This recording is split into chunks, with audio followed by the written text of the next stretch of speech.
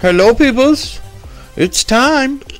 We're back again for our every 2-week thing that we tend to do. And tonight's subject is Vampire the Masquerade, V5 now.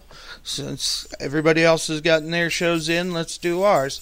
So I want to thank our guests tonight who've graciously decided to join us and are very supportive of the show, and we appreciate it so much. Josh Heath, hey, say hi, man.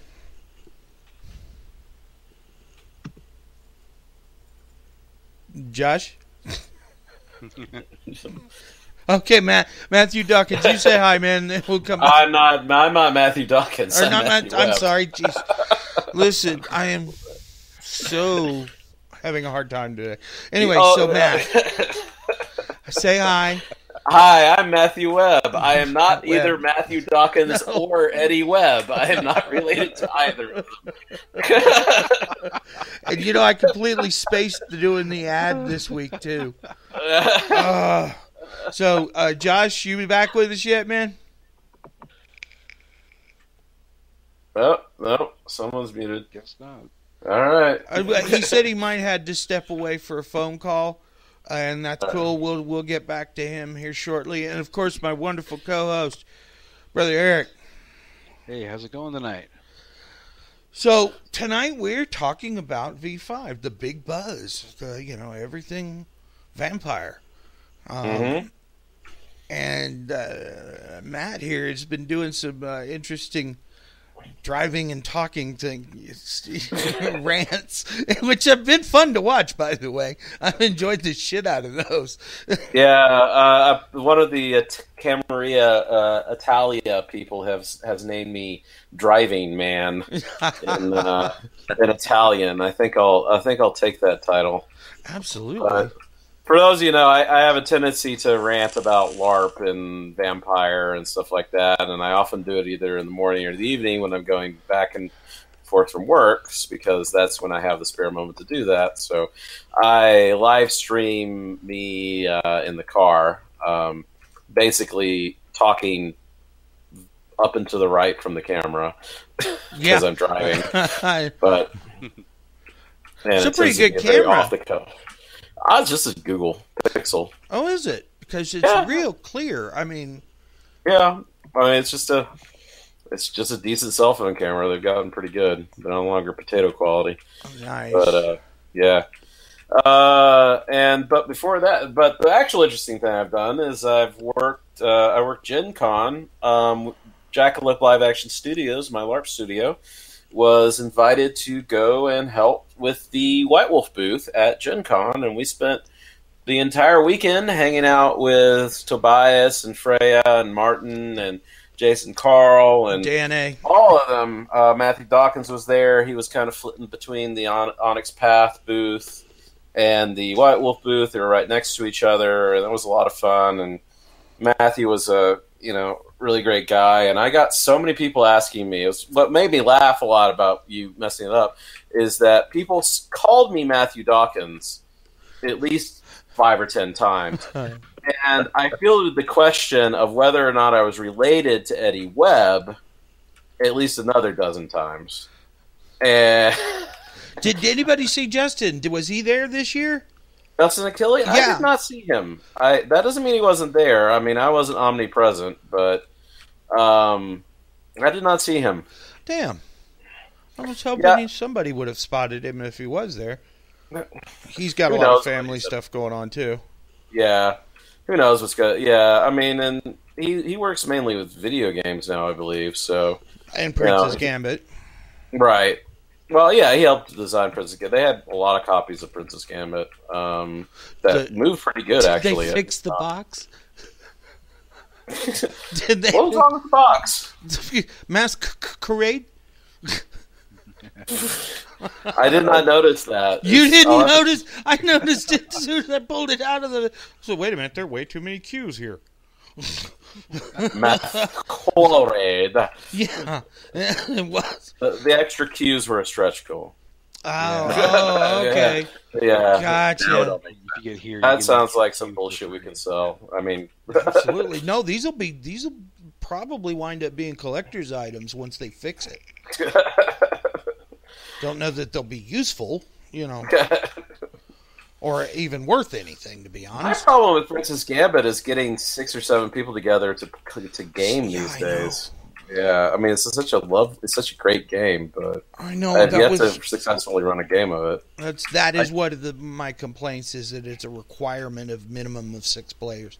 Now I figure you might be able to pull it off with 4 with some modifications, but that's about it. Yeah, you lose a lot of the charm in those kind of mafia games, though, if you have too few people. Yeah. So okay, we're talking V5 tonight. And, of course, as we do, Brother Eric, throw a question, man. It's all you. Let's get this started. Well, over the weekend I was able to create characters with people straight out of the book, just kind of line for line throughout everything, telling the story and the map. And I was just wondering kind of where that idea came from with you guys. And also say how much I really, really like it. Well, like I said, I did not actually work on the book. I've had some conversations with people, with Jason Carl and Martin and all that. The idea of the character map as like a concept goes back to the earliest like city and adventure, like World of Darkness Adventures and so forth. And there's been a lot of games which have started incorporating like the relationship map into the character creation process itself. And V5 kind of has done the latest refinement of that idea by having it so that you constantly build and build and build on this relationship map as part of like the core mechanic of plotting out the game. And I think it's like a really cool way of emphasizing the fact that unlike some games which mainly focus on the action, Vampire is ultimately a more Game of Thrones or soap opera style story in the fact that it relies very, very heavily on the relationships and interactions between the characters and the conflict that generates. So it's a great idea. Yeah. Yeah, I think it centers the one element of the vampire experience, that relationship element. So I think that's solid. It's really important, I think, to the overall game in the long run. Yeah, I just really want to commend you guys on how that worked, because I had a friend over the weekend who had never ever really played a role-playing game since the 70s. Wow. And, must be my age. And they but anyway, she went through and learned about the different clans and made her own character, but she really liked making a relationship with other characters, and I kind of gave him one guy to build off of, and it's now we've got a rather large game, but it really works out extremely well. So I mean, as running this game, I just have so many things I can just pick on, which I really, really, really like. It's really helpful in teaching new people how to play a game. And it puts it front and center for the ST and makes it so everybody has a reference doc so they don't forget it. I did notice that I had a couple of times I had the old green book open while I was reading the PDF, and character creation in V5 is a lot easier. Takes a little more time because there's more stuff to deal with, but it seems to give much more of a feel for, you create a bond with the character you're creating more so than just rolling dice kind of thing, or getting freebie points and etc. Instead of sitting down with somebody and say, hey, here's some dots, put them here. Here's some dots, put them here. You can do this, bouncy, go. That you associate yourself. Understand that, yeah. But and I was walking these guys through. I mean, pretty almost like line for line, the entire process, they were really able to figure things out and how things work. And they've never played a role-playing game before. And then I had my other buddy who, like me, has been playing for a really long time, and I basically had to scale his knowledge back, which I really liked to do too, because it leaves a lot of the mystery that I really, really like in the game. Yeah, and you associate yourself with the game world in a deeper way. It almost is good advice for a storyteller not to have anything but the most lightest premise for a campaign before you start V5. Like, let the players kind of suss out where they sit in the game, and they will set up a lot of the plot for you. As we've been fond of saying over the years, a game plan never survives the first shot. So yeah, I feel you as far as the get your basic outline going, but let the characters kind of. As a storyteller, looking at this relationship map that we've built, which also has a lot of really good game mechanics that help your character out, it's really cool. But the way the different players have latched on to other characters as they've built their characters has really helped them get into it a lot more and understand it. And it allows me to pick, okay, he's got this detective that he's watching, or and then I can mess with that guy, and then just all sorts of stuff I can pull from now. And I think that if you're a storyteller in this particular situation, this becomes an excellent way for the players to signal to you what kinds of things they're interested in. And that's a really important part of running a game, is sussing out what the players actually want to play. Another new mechanic which serves very closely to that is the lore sheets.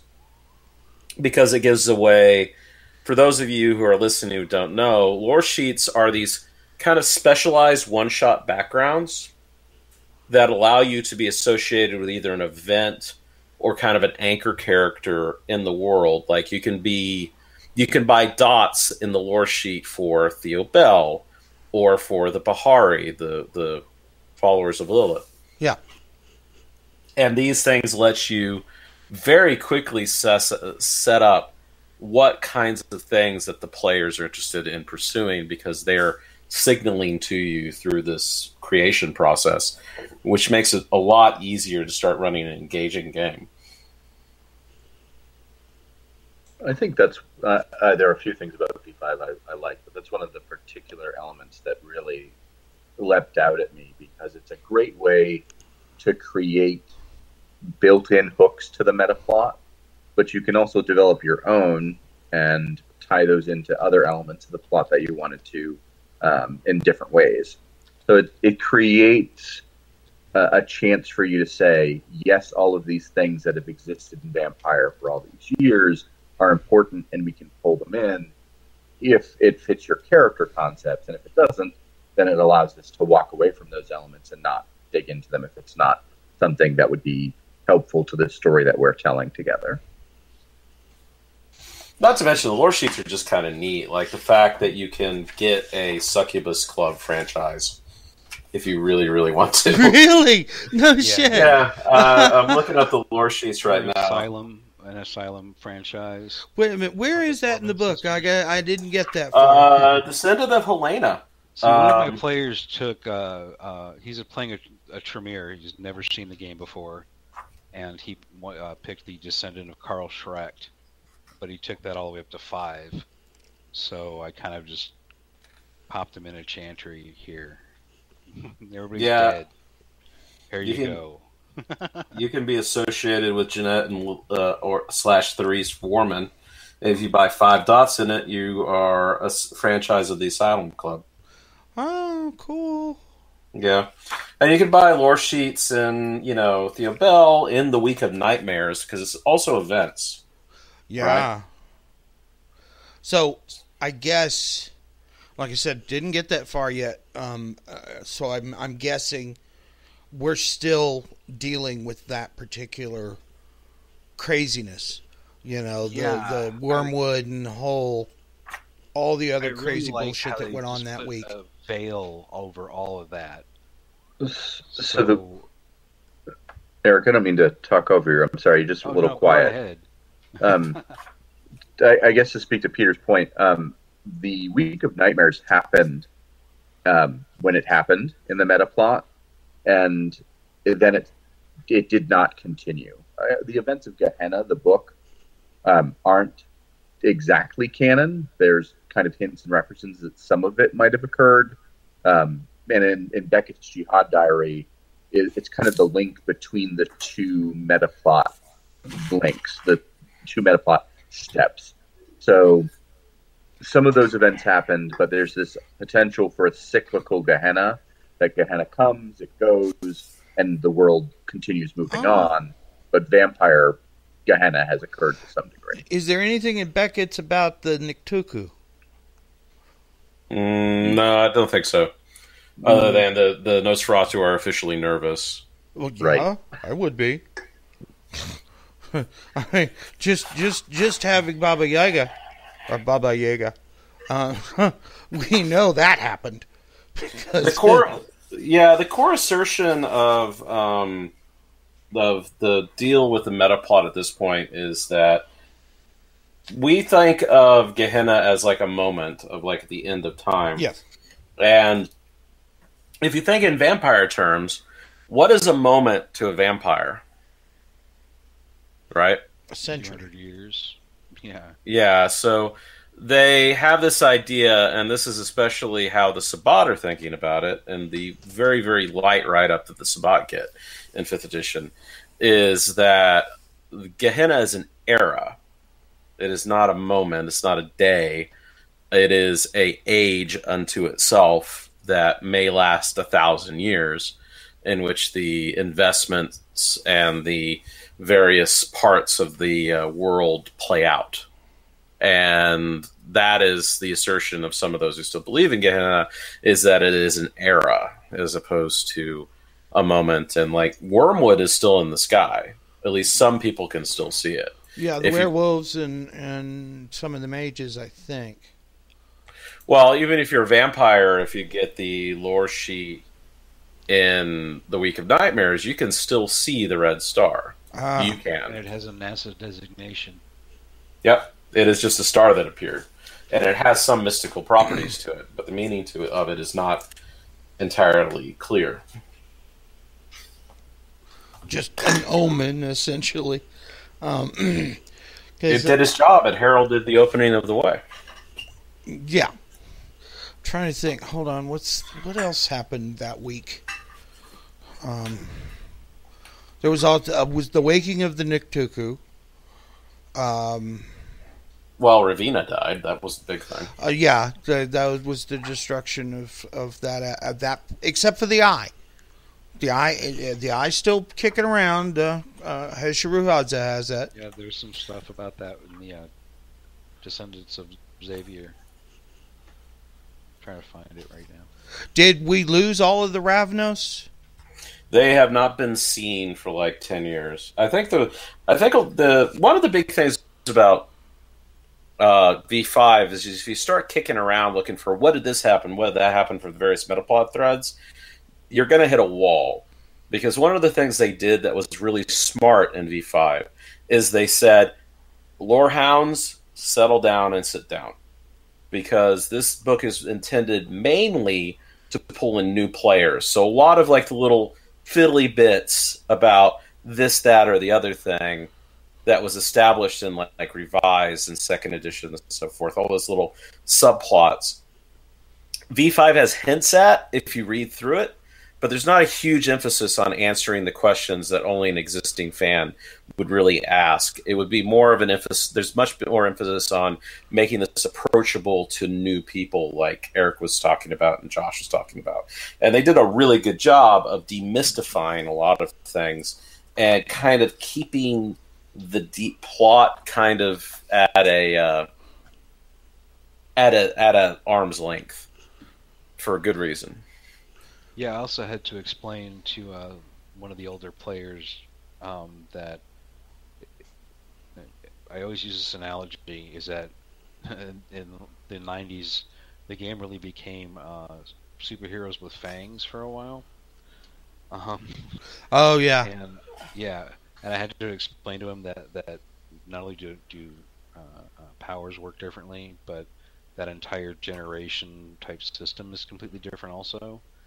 Um, but luckily, he was able to scale down his idea when I explained the Second Inquisition to him, um, and we started with that, which I think is actually I really like the Second Inquisition. I like that idea and everything that's happened with that. I like the fact that they shook everything up yeah. as far as all the old stuff to make it completely new. I mean, Like well, from what I the different picked bands up, are the same but slightly different. And also, they both made it different, and they kind of pulled back on it. You know, like they pulled back to the way to harken back more to how Vampire, more in first and second ed was, where it was very feudal. It felt very personal and small, as opposed to the world spanning kind of nature of later second ed and a lot of revised. So I think that was a really good move because it made it so less of kind of an epic sweep kind of Marvel universe sort of setting and made it way more personal.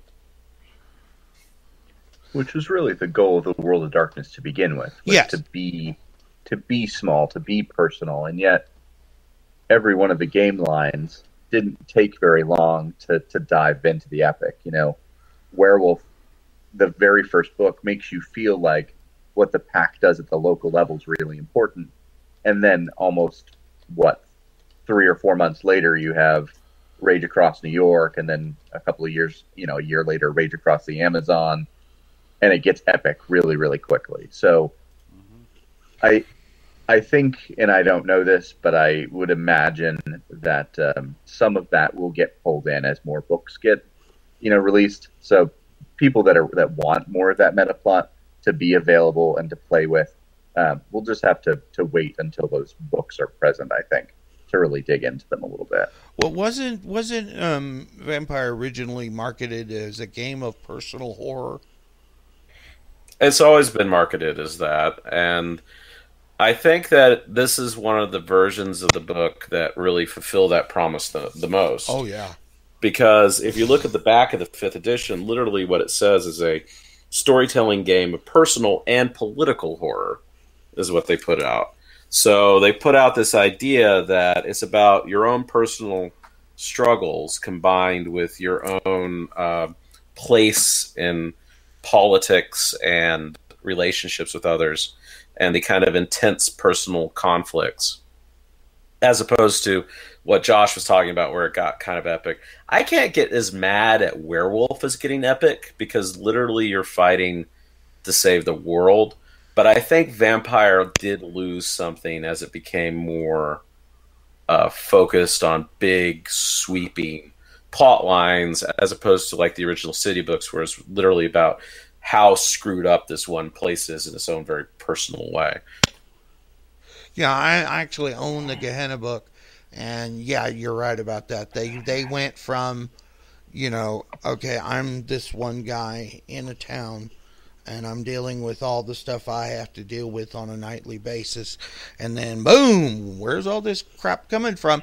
These huge epic events like the Niktuku Rising and the Wormwood and the Perfect Meta.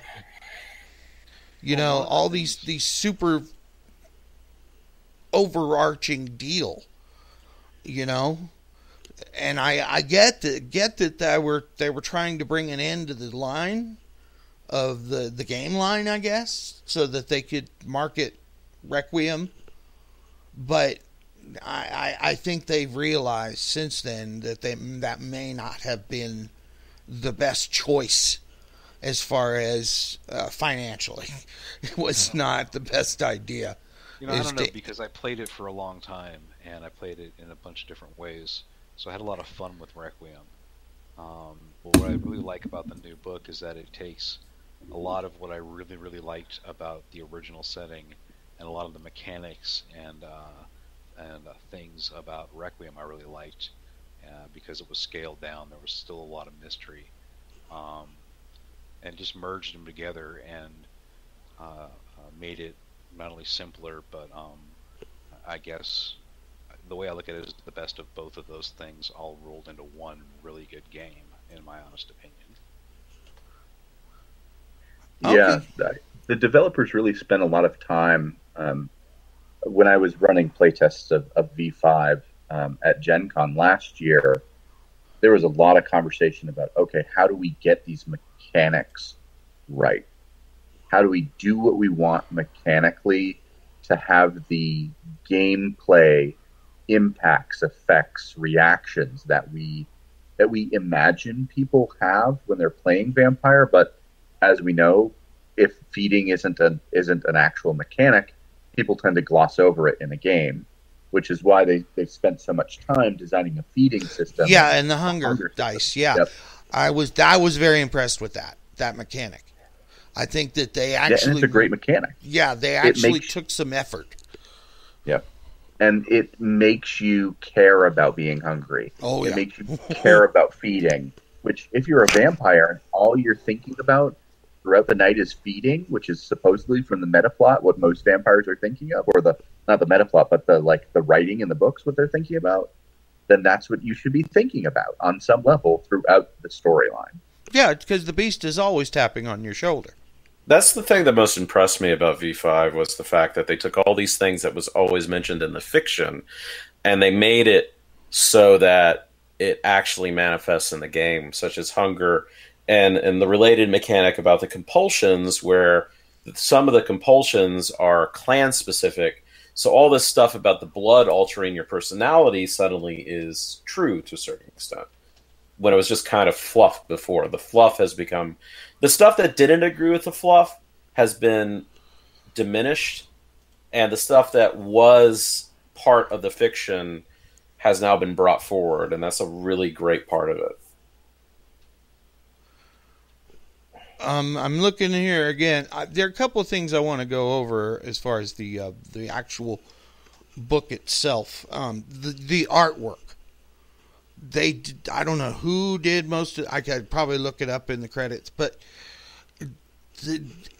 especially in the clans, where you get these sort of archetype dress code deal, and they really did a good job with whoever did that artwork. Well, they had a variety of art shots and art directions.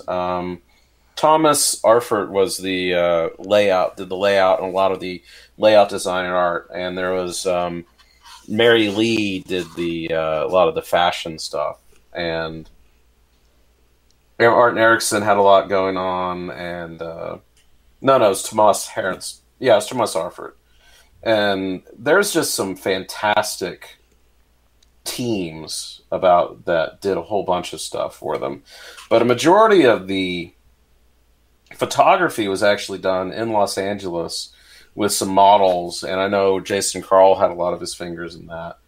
And there was just some very fantastic just photography work done.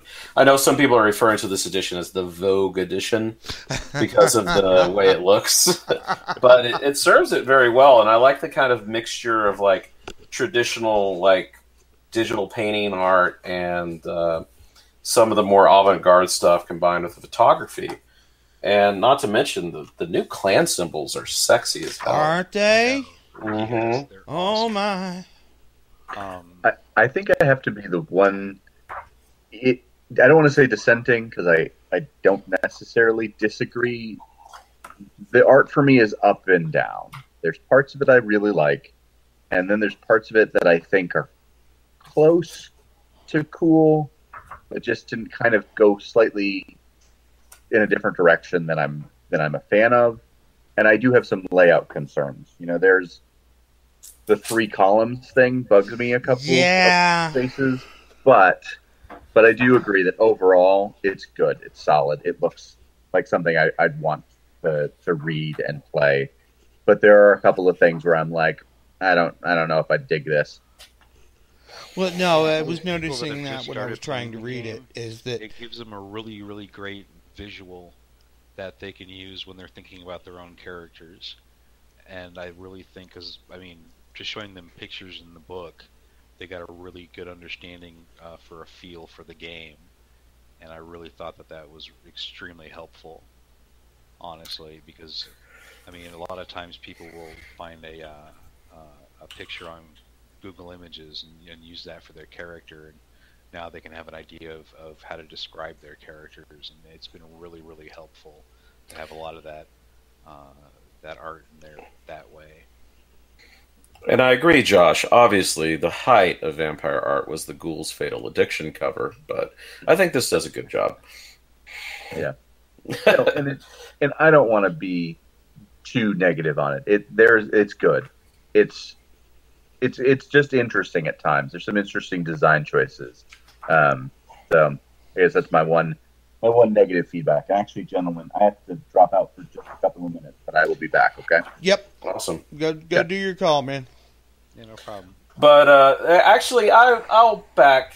I'm not going to be like a shill. There are some parts which are kind of, like sometimes the Nosferatu don't look nearly Nosferatu enough, but the pictures are fantastic. Just like the fashion spreads are cool, but interesting. Another thing really, really worth mentioning, and my favorite part of the book I haven't heard mentioned in many of the reviews, is the cities book part, where there's a chapter called Cities, in which they go over how to recreate your city and how to make it really tangible, and how to outline hunting territories and how to create individual domains and how this stuff works. And it's just a fantastic chapter. And it really, I heard from some of the authors that they took a lot of inspiration from, what was the Requiem Cities book that we had? Eric might know that. I have no idea. Hold on, it's on my shelf here. Okay, and you're going to have to speak up, dude. The Chronicler's Guide? Yeah, that, and I think Damnation City. Yeah, Damnation City was what it was. Yeah, they took a lot of hints from Damnation City, which was easily... I wasn't a big fan of Requiem, but I did flip through Damnation City and actually used it for some of my old World of Darkness games, just because it has such good hints on dealing with how to like create the urban landscape. And you can even put stats for various parts of your part of the city and how events affect things like feeding and stuff, and they give a real tangible effect to that. And I think it's a really great section that they added, and that's something you've never seen before. Yeah, that was actually the first one of the first sections I read in the book was that chapter. Just because I've set a lot of games here in Toledo, and I wanted to figure out how to just kind of take what I already had and move it forward so that it's now, and it's really been helpful to just kind of unveil a little bit at a time as these new players are learning the game for the first time. It's been really, really fun because I've killed a lot of those old characters, just they're gone. And they're able to now build things up on their own. And just gave them like a central person and location to start with, and they just built off of that on places in town here, which was fun. Yeah, that's one of the real joys of Vampire has always been making your city or your hometown or whatever in the World of Darkness. So you get to create like the shadow of your own life in a way. That's what I always liked about Raleigh, is it's like the perfect Tremere city, because there are 5 major universities within the city limits, and so you got a lot to work with there, and including all the tunnels that are under NC State. Well, we have the tunnels, as well. So I was able to messed with Toledo as a Sabbat city for a long time. So when the Second Inquisition, when I read that, I went ahead and just had them wipe everybody out. Because, it's really obvious that the Sabbat are vampires. Just kind of made sense. And then I just had one guy survive. And last guy standing. Exactly. And he's just a Malkavian that nobody knew was around. I did like the description of the Malkavians I liked all of them. Well, yeah, but it goes along with what I've always said. They're crazy because they know too much. And they also made it perfectly clear that the Malkavians can be misinterpreted as being insane in a normal moral way. But their madness stems from something else, which is a very clever way of avoiding the problems that we've had in the past with kind of, not treating mental illness seriously and treating it as funny or fish mouth, right, or treating it just not with the respect it deserves, or making it into like something disturbing and like dangerous. When they've made it perfectly clear that it is that Malkavians seem mad, and mortals might want to diagnose them with diseases, but they are not like traditionally insane. Mm-mm. They are possessed by something which the ignorant might see as insanity, which I think is a really good that they made that perfectly clear that they do not actually have real world mental diseases. Yeah, it's the access to the Madness Network that Brett puts them there. Right. It's the shattering of their perspective. No, they don't have the Madness Network in the new one. They don't? Wait a minute. What? No. Let me double check. Did I misread that? In the book. Dementation is, though. Yeah, that was the other thing, is that their dementation is now a type of dominate. Which makes sense. Yeah, it does. It truly does. That I was going through all of the different disciplines, and I really like how there's the different choices, where I had to explain to some of the older players that it's not that one dot gives you this, two dots gives you this.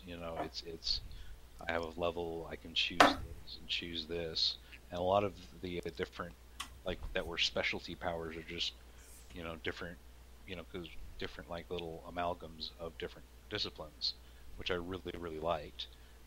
And also with the blood sorcery, you can see how some of the other effects can be worked out with the blood sorcery kind of system there. It's actually, I really, really enjoyed it, and just walking players through it made it just really easy for them to figure out how they could do those sorts of things and make it work. So the Malkavian write-up does mention that some Malkavians believe that they're all psychically linked, but there's no hard mechanics for it anymore, which I like, because having hard mechanics for the Madness Network was never a big selling point for me. Never felt the urge to play a Malky. I played Malkavians all the time, and just it kind of robbed some of the mystery from them. That there was this like set of mechanics you could rely upon for the Madness Network. Though I did like the fact that you could identify other Malkavians on site. I did see that. That was kind of hip. Yeah, because there are very few. Well, as far as I know, there aren't any other clans that can do that. I mean, it's kind of hard to fake being a Tremere, but true. I've actually had a Malkavian. I remember a Malkavian player that we used to have was a Malkavian who was playing a Tremere who thought he was a Toreador. So his derangement went really deep. That's some Gouda right there. That's some high quality cheese. Yeah. Oh boy. That's straight up government cheese right there. No, I'm thinking this is like a fine cheddar. I mean, I'm a fan of this cheese. I think it took some time. It really took some real growth, and I can go with this cheese. I appreciate cheese has been aged in a cave. Come on. Yeah. No, this is like some alpine goat cheese that you get, from some hipster farmer's market. This is some good cheese. What was funny was trying to watch him do blood magic, and it never worked. That's what I'm saying. This is some cheese. Yeah. But he couldn't paint either, which was the other thing that he had. When he was. Peter, you're probably gonna hate me for saying this, but I really liked the pyramid kind of getting cut off at the head. Oh, I love the fact that Tremere got screwed over. We lost our entire council. What the hell? I think it's great. Good riddance. Good God. Yeah. Atreus was a bit of a dick. I'm gonna give you that, but I'm just glad. Yeah, I'm just glad that the 50 billion pass thaumaturgy are gone, and that as a storyteller, I can have some frickin' sanity when it comes to what the frickin' Tremere can do. Mm-hmm. They're just ridiculous, and I'm not the only one who feels like this. If you ever want to see my partner Steph, she runs sanguinus.org, which is our IRC game, and she has. If you want to get opinions out of her, mention the frickin' Tremere, because they are just so bloated and overpowered. They were OP, man. I'll give you that. Yeah, but that was never my reasoning for wanting to play one. Yeah, it was more about I liked the solidity of the pyramid. I liked doing what I was told, kind of thing. That was actually one of the hardest things to. You almost had to force a lot of players to role play that, but a lot of people, just it was so hard to actually enforce a lot of the times. Okay, we've got some questions. Oh, hey. Yeah, Dementation, yes, New Wave. Dementation is now a side ability of Dominate. It's not a side ability. Well, its powers are mimicked by one half of the discipline.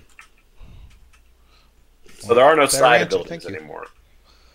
Amalgam, I think is what it is. Hold on. And Into the Wilderness has got a couple of questions here. At the Grand Masquerade, when V5 was announced, it said that one of the sects was going to be destroyed, and what players could do to help decide who that would be, based off of the V5. I guess that's not a question. And we've lost we lost 2 clans. Both the Bruja and the Gangrel buggered off. Man, they're still part of they're part of the Anarch movement, or the Bruja are part of the Anarch movement. The Gangrel are still independent, even though some still are there. Yeah, City Gangrel. I did notice that. Personal preference: is there a sect that they hint at it being, and would you choose? And what would you choose, or who would you choose? My bad. Repeat the question. Personal preference: is there a sect that they hint? The ones that left or destroyed? I guess it's part of the previous post here. Personal preference: is there a sect that they hint at it being, and who would you choose? I'm not quite sure what you're talking about here.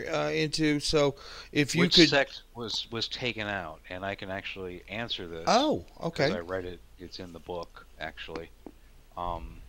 But it's the Sabbat, because they were really just easy to spot. No, they're still around. Well, they are, but not as prevalent as they were. They aren't rampaging up the eastern seaboard. Well, no, but that's not because the Hunters hit them hard. The Second Inquisition hit them hard. But that's not the reason they're gone. It's way more sinister than that. The Sabbat, honestly. Yeah. The Sabbat left. They're still kicking around. Yeah. They left. I like how they were described as now the kindred boogeymen, but there's something going on there that, but I like that even with just the main book, and that's all I give these guys, they can see what's going on, that there's something big hinted at with that. They went to the Middle East. Mm-hmm. They got called to fight what they're calling the Gehenna War in the Middle East. They are the beckoning of the elders has drawn various kindred to the east, and the Sabbat have followed and are making war there. because of the rumors of the great temples and great cities being unearthed and of Enoch having risen again. And there is the Sabbat aren't gone. In fact, people should be way, way scared of what it's going to look like when they come back. And Enoch came back from the Shadowlands, actually, because that's where it was hiding. Well, no, this is something new and different, and I dig it. This is like the real. This is the real Enoch, not the playpen they made. Oh, right. This is like the historical, ancient ruins. The minute I saw the hints of the beckoning to the Middle East, I was like, oh, that's cool. Yeah. It also clears the board a little bit, because an ambitious player could conceivably become Prince without really violating the game world, because so many elders have kind of lost their grip on power. And the closer you are to the Middle East, the greater and more like fervent the beckoning is. And the Sabbat have chosen to follow, and that should concern everybody. Oh, yeah. Yeah. Uh-huh. Yeah. The rephrased question was, if you were to choose a sect to destroy, which would it be? I think they're all pretty critical, so I want to choose to destroy any of them. And New Wave was asking the question I asked before the show started was, you're a New Wave, they're all the only, the original 7. There are no other clans listed in the books, no independents, none of that. However, the La Sombra are going to get a write-up in Chicago by Night. Oh, okay.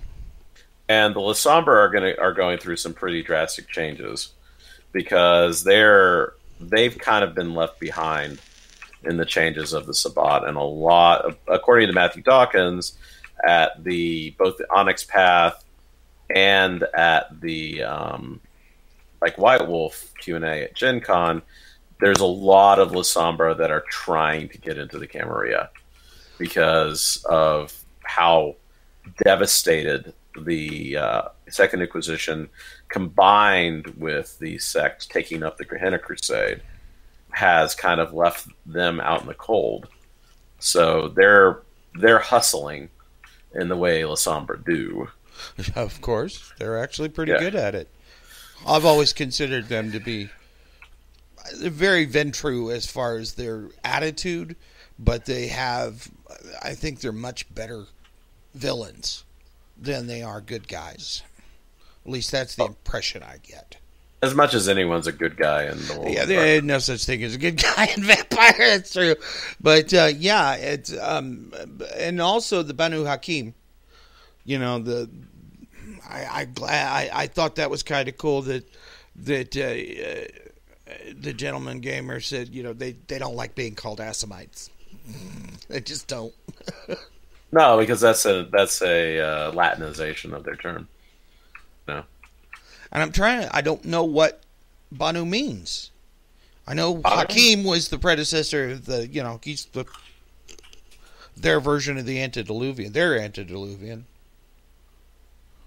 But I don't know what Banu It just means descendants of. Okay. Yeah. Is it like Arabic, maybe? Yeah, it is. It's the Bani Hakim. Bani Hakim. Okay. Yeah. So Bani's I'm trying to look at so if you say Bani Cobb, that means the descendants of Cobb, which means the Cobb tribe. So what they're saying is house of or tribe of Hakim, or clan of Hakim would be also a valid translation. So it's kind of like saying Mick or O if you're in Ireland or Scotland. So Mick Connolly is the descendants of Connolly, right? Gotcha. Yeah. And New Wave's asking, not even any little mentions of any of the other clans or bloodlines? Yeah, there's a mention of them. The Giovanni are rarely seen out of Venice anymore. Where is that? Is it in It's in the first 100 pages where they talk about the Giovanni and so forth. Where they talk about the various Kindred Society? Yeah. Okay.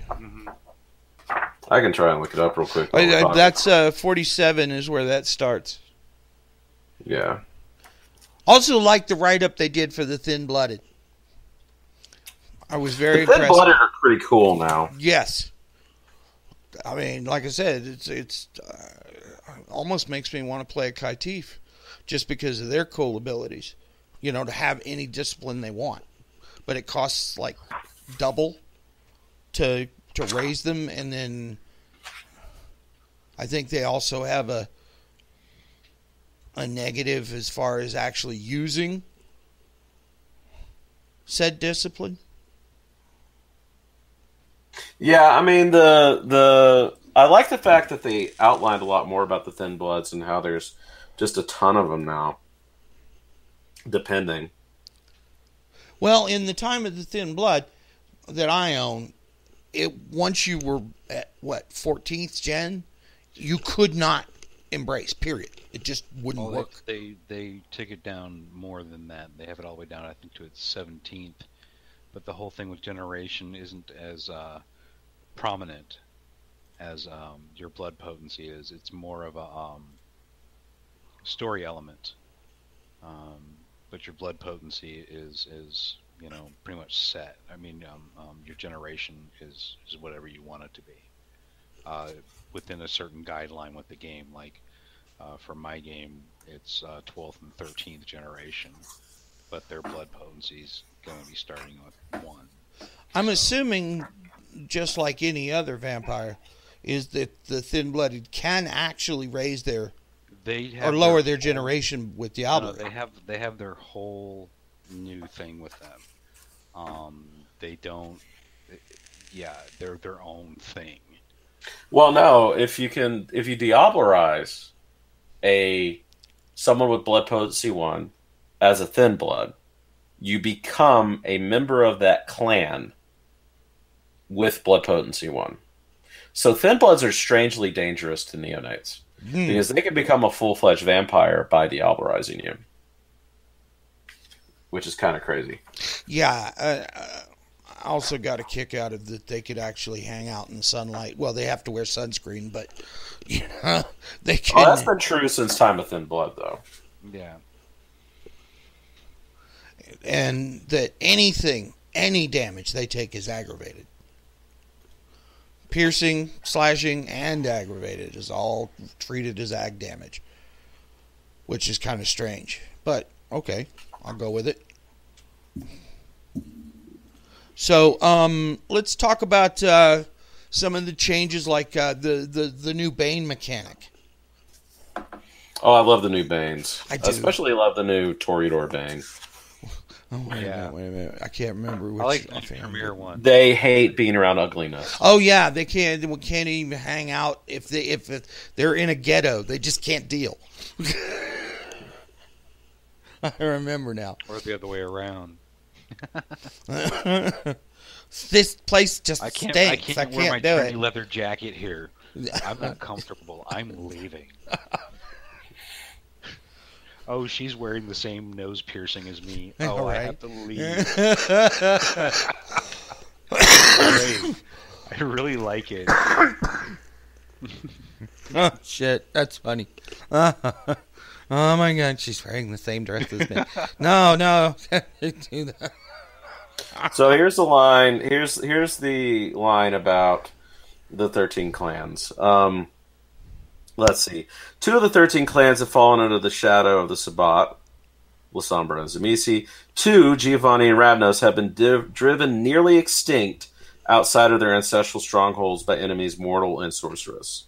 The another 2, the Banu Hakim and the Setite Ministry, remain in limbo between the Gehenna war zone and the dubious protection of the Camarilla.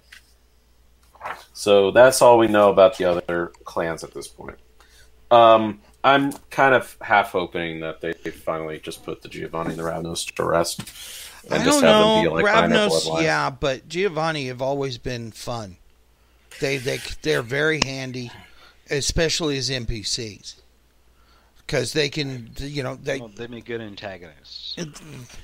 And they usually had some pretty good connections in any particular city.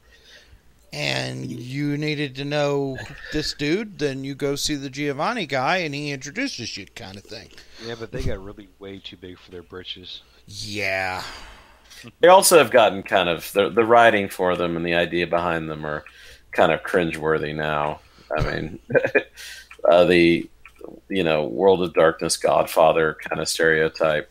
I'm kind of, you'll notice that the two that seem to have gone away are the two that are, kind of based almost exclusively on racial stereotypes. Yeah. So maybe it's a good thing to let those two ride off into the sunset, as it were.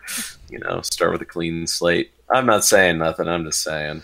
I like the idea that the plan of death always changes. Yeah. From Cappadocians on. Yeah. I like that idea. I just, from like someone who runs these games and, writes things for these games, it is kind of, I see an opportunity to kind of get rid of, shake off some baggage. So yeah. I kind of hope they do. Did they run any V5 games at Gen Con? Oh yeah, they had like the Onyx Path / White Wolf Room. They ran a ton of demos and stuff. Was there the folks that actually got to play, did they come away from the experience, happy? What I heard is that everyone was really impressed with the system. It was really easy to pick up. The system is way simpler and way easier to pick up, even though it has a lot more nuance to it, I think, and does what it's like sets out to do a lot more than previous systems. So they really did, like you were talking about, they really took a lot of notes from Requiem and took the best parts of it while definitely also doing their own definitive thing. So I think they did a really good job, and I think everyone who's played the system, I like it. They simplified it. It's a lot easier to run now because the power bloat is a lot lower because, you don't have 20 million things of thaumaturgy. But also you have... Our Bane, though, for Tremere is nasty. Oh, yeah. No, the Tremere got just hammered. He got dick, dude. Bad.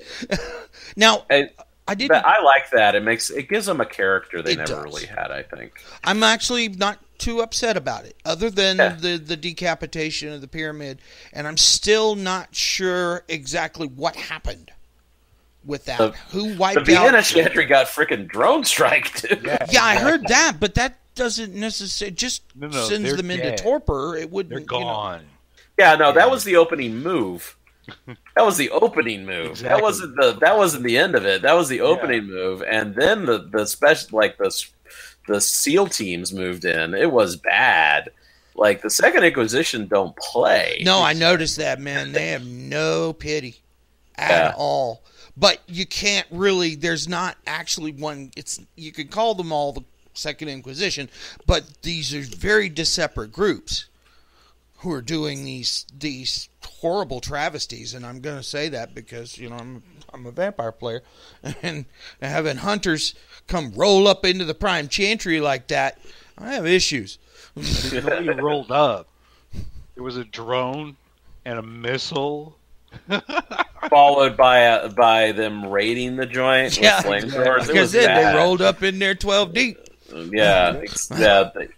Second Inquisition wasn't playing around. I mean, you saw what they listed as the kill strikes, like 2008. 2008, yeah. Yeah, that was a bad year. And when you take out, like, one of the things to keep in mind is one of the things I pieced together is that the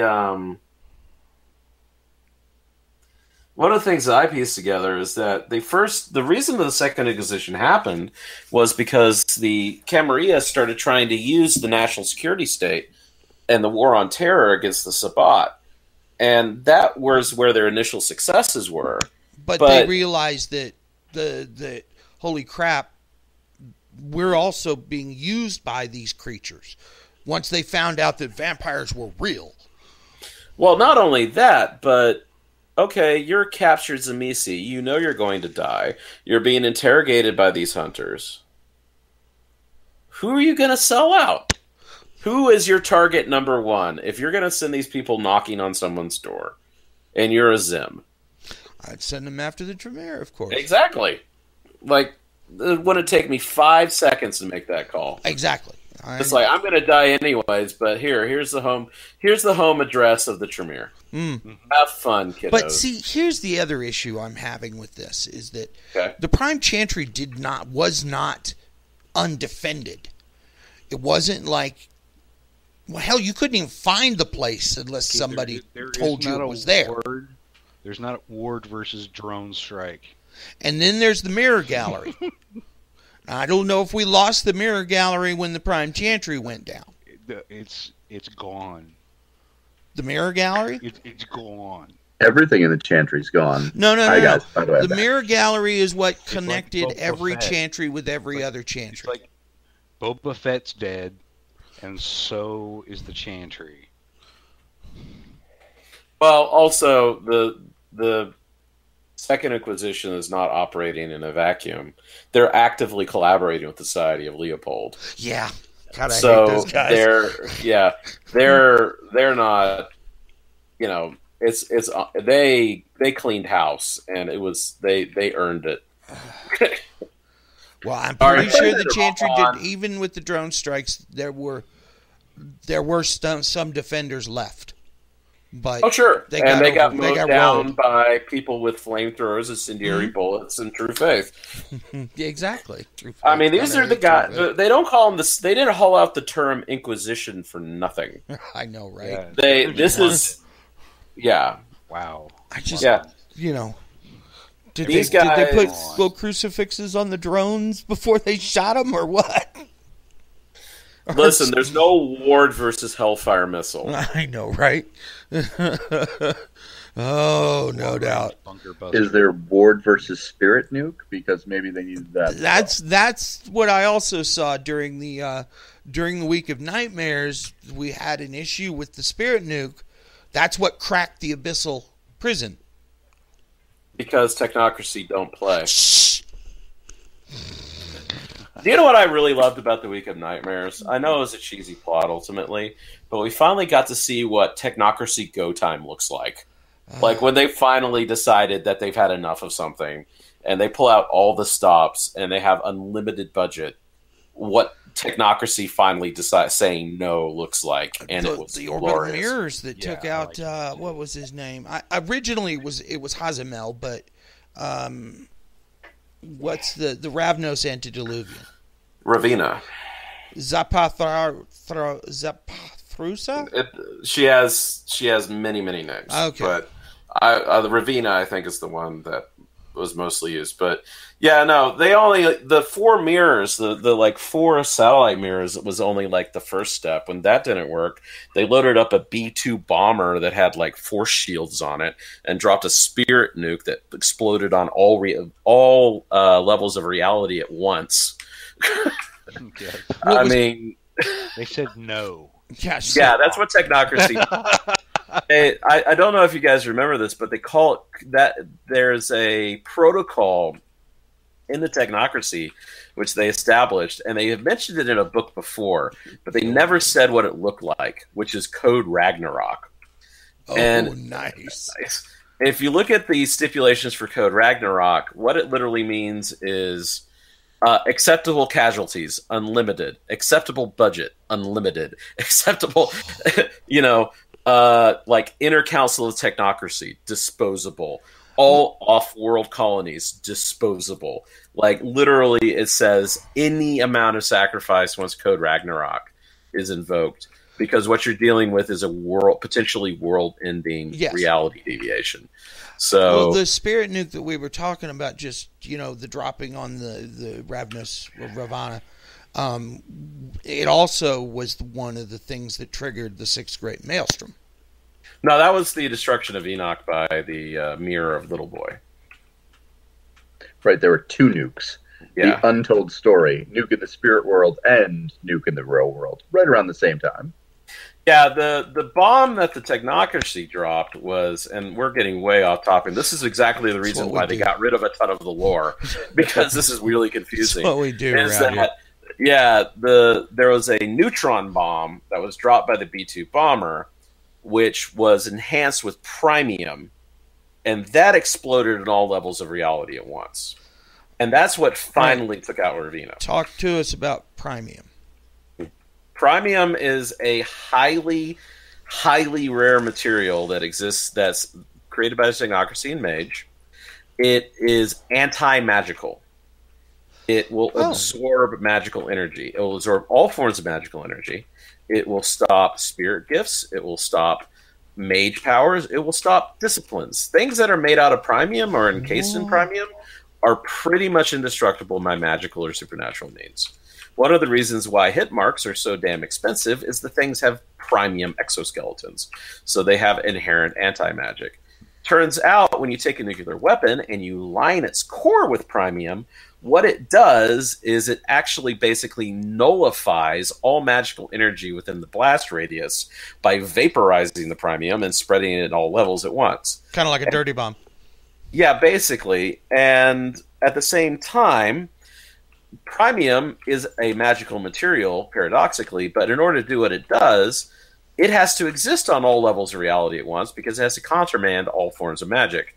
So it turns out when you vaporize something like that, you basically get this massive blast wave of anti-magic energy on every level of reality at once. Everything from the Dreaming to the Umbra to the Shadowlands to everything. You're just boning everybody.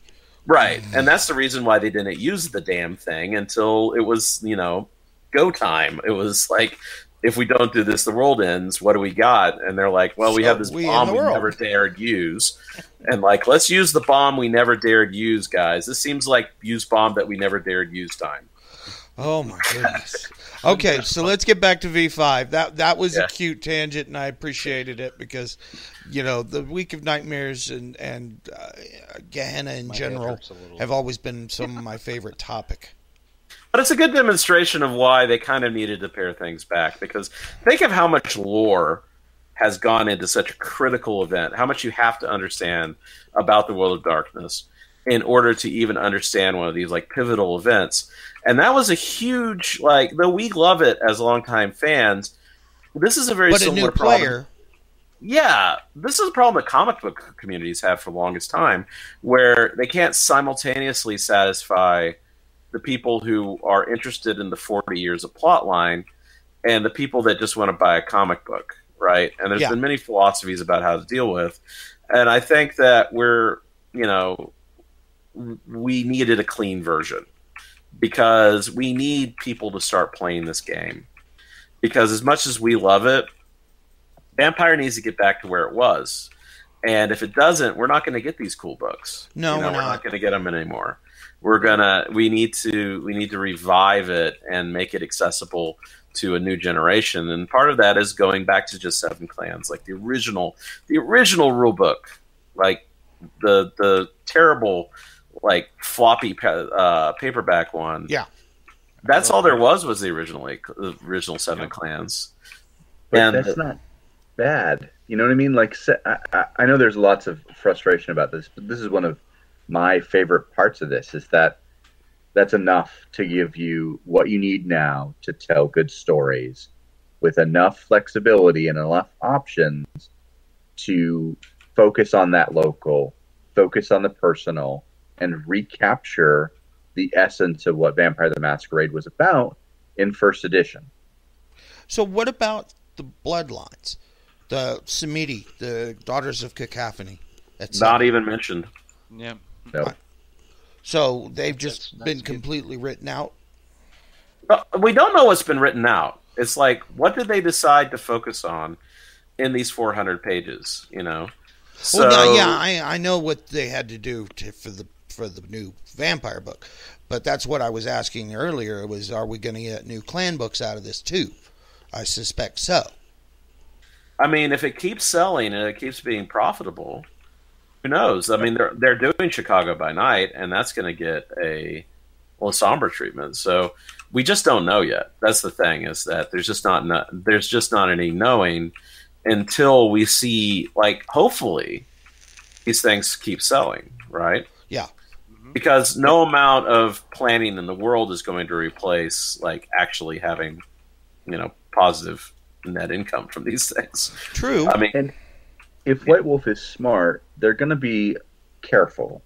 If you look at Wizards of the Coast with 5th edition, they've been very careful about how they release official books from them.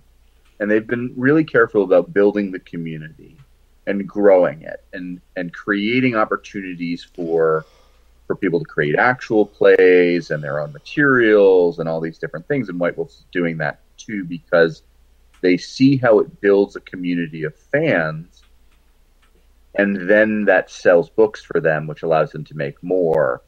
But they're going to be, I think they're going to be smart and they're going to be careful about it. So we shouldn't expect to see 30 books this coming year. We're going to see a lot smaller of a book load. Maybe two. Here's the reality of RPGs right now, is that Wizard of the Coast does not make that much money off of the D&D books. I mean, I'm sure they don't suffer for them, but what they really make money off of is the merchandise and the Magic's a huge part of their but also their board games and all this other sorts of stuff. And they've really built up D&D to be this kind of transmedia brand, which White Wolf was doing that before anyone else was, with Bloodlines, with all their merchandising and stuff. And so what they're looking for, and the reason why they don't have to do the old school splat book schedule, because the splat books kept the lights on in Atlanta, is they can sit back and they can say, okay, we're going to actually make something which grows the community, because it's our community that makes us our money, not the people buying splat books in game stores like it was in 90X. Right? Yeah. That's a good thing. Like it is a good thing. Yeah. New Wave has a question along these same lines. Is she wants to know? She's curious about the Salubri and the Bali. Have they been killed off completely, or they have not been mentioned? Yeah. Like I said, I literally read you the one paragraph that mentions anybody but the core 7 clans.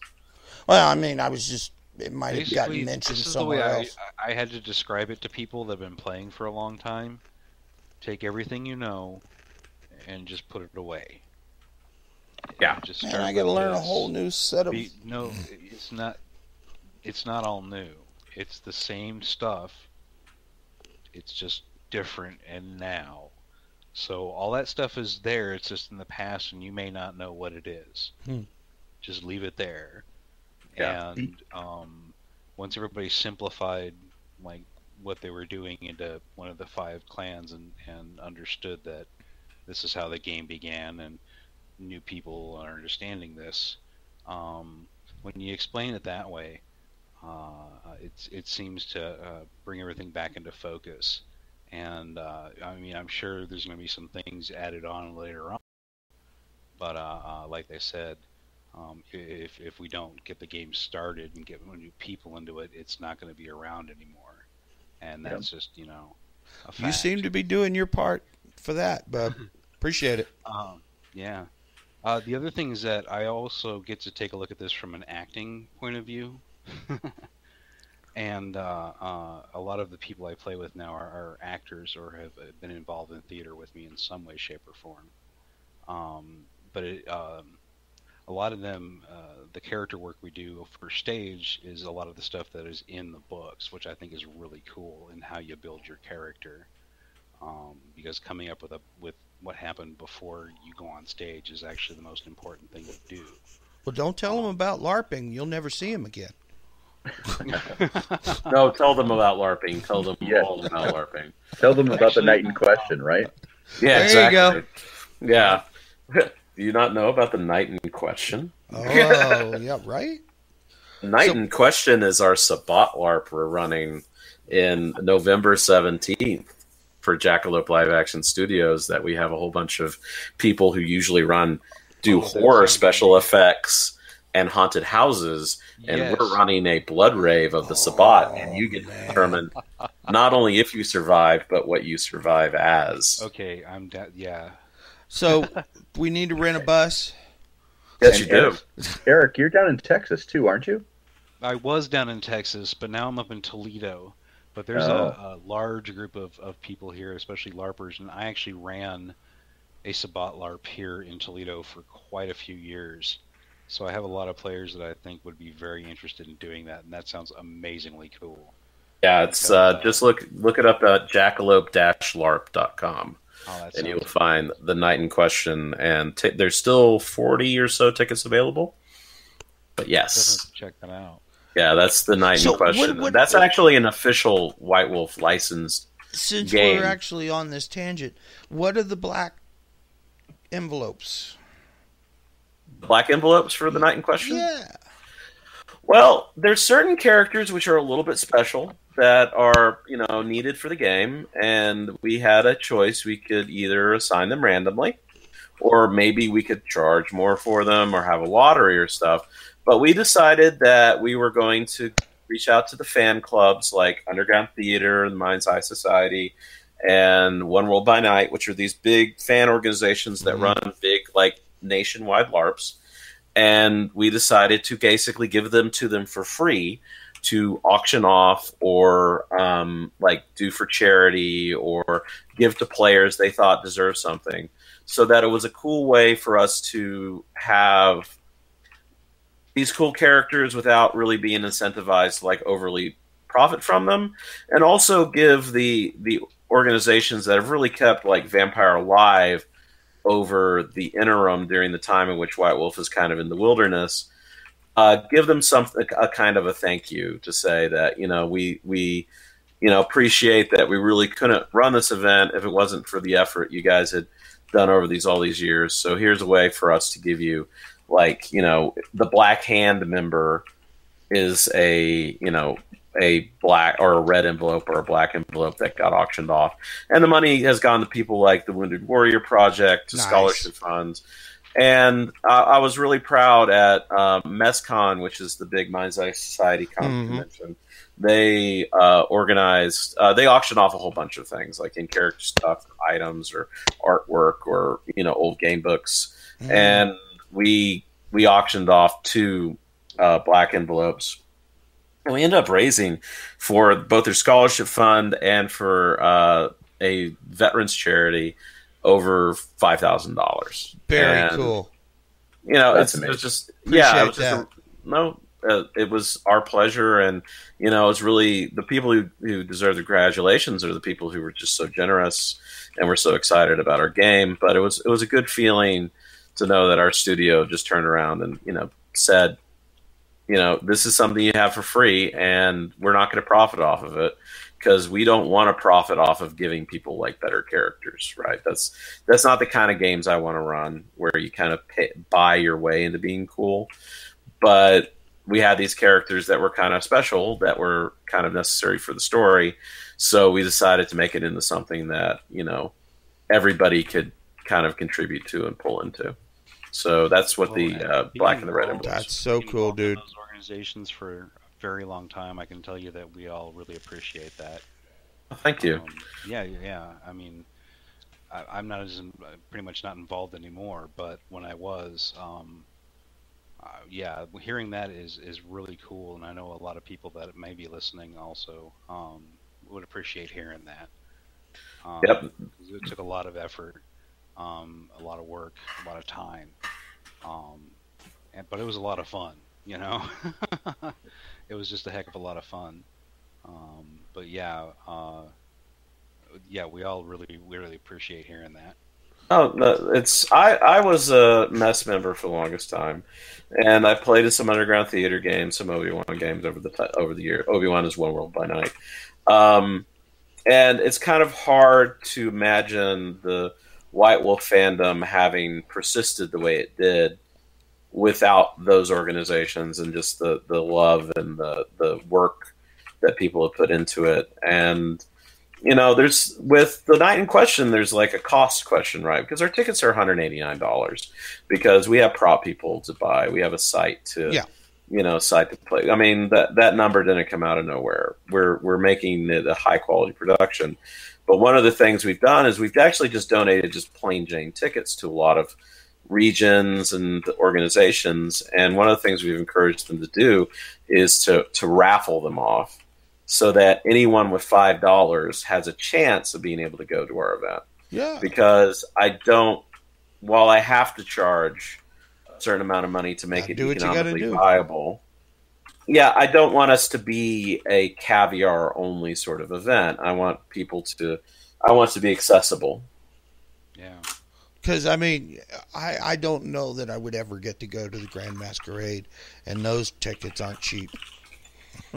But you sound like yours are a bit more reasonable. I will say that I know from directing even very, very low budget plays, and a lot of you need to bring your voice up a little, dude. Oh, I'm sorry. In directing shows and doing a lot of shows around here in Toledo, one thing I learned is that I know exactly what it takes to put on a production on the caliber that these guys are doing, and the amount of work that it takes is really big. But when you do it, it really comes together and is really, really a cool event. We're hoping to meet everyone's expectations and exceed them, and I'm blessed with a ridiculously good team, and like Josh can tell you how rare it is to get a good LARP team together that understands LARP and understands and is like committed to doing like a quality experience and really understands that how much the players are putting trust in you and how much of an obligation you have to them that now that you've taken their money and you've made your promises, how much of a duty you have to them to give them, the experience they paid for and how to make that happen. So that's just something really special. And it's kind of a really great time to be a LARPer because of the quality of the experiences that are coming out. Oh yeah. But we, like I said, we had to charge a certain amount because of the realities of the situation and the fact that, people deserve to get paid for their time. But at the same time, I didn't want us to be inaccessible. I want us to be the Van Halen of LARPs, and the fact that there's always a $5 ticket you can afford, right? Right. Yeah. I think it was Van Halen was the band that refused to play for any stadium that didn't have affordable seating. So I think so. Yeah. So I've always been kind of a populist like that. I've always believed that you need that grounding and the everyman sort of grounding, and so I've always looked for ways of making it so that I'm not paywalling the experiences and limiting people out, because I think that everybody deserves a chance at least to go and do something cool, no matter what their limitations are. Yeah, I mean, obviously there's days of Camarilla playing around Texas. Mm-hmm. A lot of us would kind of just pool our resources together to just go to a different LARP once a month or once every couple of months and stuff like that, and just go on a little road trip. But yeah, if we had somebody that maybe couldn't afford to go, but we had an extra $5, we'd scrape some stuff up and have a good time. I really like the sound of that, and trying to bring some of that back sounds really cool. So. Yeah, and I mean, it's just the reality is that there's a lot of LARPers out there that are really passionate, but they can't afford a $500, $600 ticket. Oh, right? No. And I mean, there's a reason why in our pricing, people are like, well, is hotels included? It's like, actually, we really we intentionally didn't include that stuff because we didn't want the additional cost. Because we could probably we got a block of hotel rooms you can buy, but there's couch riding. There's all these ways that people want to limit their costs, and we wanted to make that open. We sacrificed the possibility of having this fully curated experience in favor of having something that was more adaptable cost-wise. That makes sense. Yes, makes perfect sense, actually. Yeah. So, okay, let's get back to V5 for a little bit here. Some of the new game mechanics I'm actually pretty pleased with. Simple tests, for instance. Not always having to roll dice for everything you do. Right. Which really it can drag a game down if you want it. But, the concept of simple tests. Everybody knows how to flip a light switch. Why do I need to roll? Kind of thing. And I'm very pleased with that. They also... This mechanic it's pretty obviously pulled from some of the LARP mechanics that are out there. And I know there's a little bit of aggro back and forth on, they're getting LARP into my tabletop, but there are good things that LARP has created over the years. And the idea of a simple test was in the old, Mind's Eye books. And this is really a way of saying, okay, how do we pull that same idea into the tabletop and have things move forward quicker?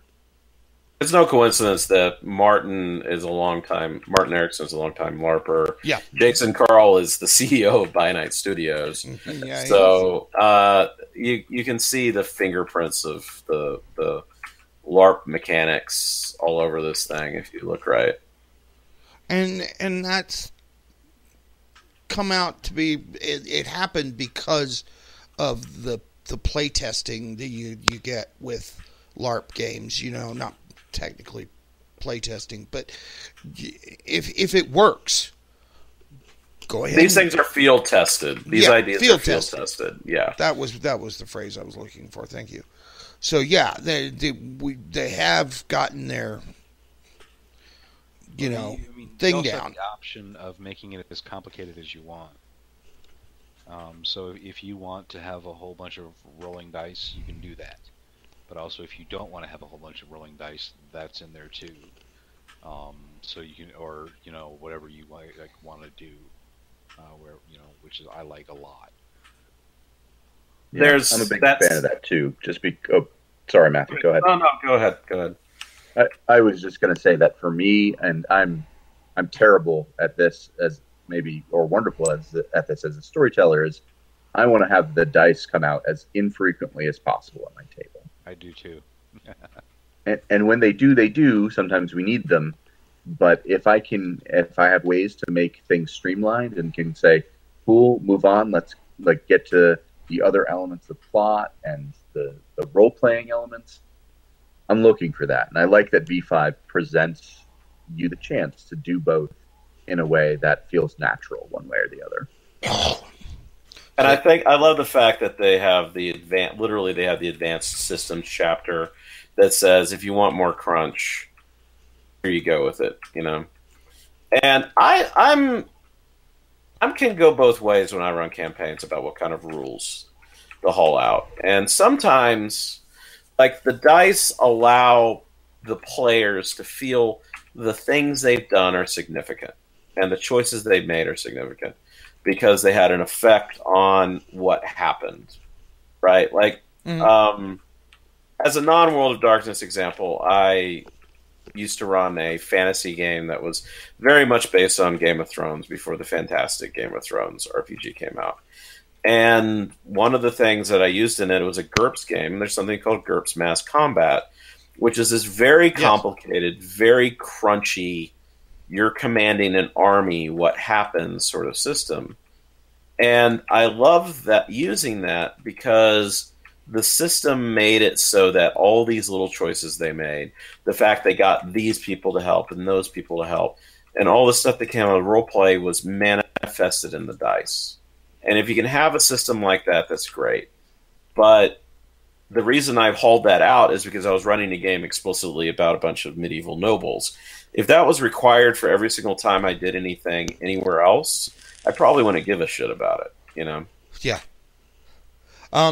New Wave asked the question that we were talking about prior to the show starting is what's your feel on the Hunger dice system? I love it. I like the fact that they're doing the like I said, the personal and political horror thing, because it brings that back, but in a mechanical way that people can understand. Like the best way I use it as an example is, let's say you're really hungry and you roll to pick a lock, and you fail miserably, and so instead you just try to beat the lock with a hammer, as hard as you can, and it takes all your buddies to pull you off that the handle. So once I explained it like that, everybody really understood it and was really getting into it. The thing that strikes me about the hunger system, and I said this to a lot of people when I was telling them about the game in Gen Con, is that in previous versions of Vampire the Masquerade, and I think Josh, you might have said something along these lines at some point, is if in the previous versions I felt like a human pretending to be a vampire. In this system, it felt like we were a bunch of vampires trying to pretend to be human. Mm-hmm. Like, I really loved the messy critical system, which is if you roll a 10 on your hunger dice, you get a success, but the success comes at the cost of you manifested your beast somehow.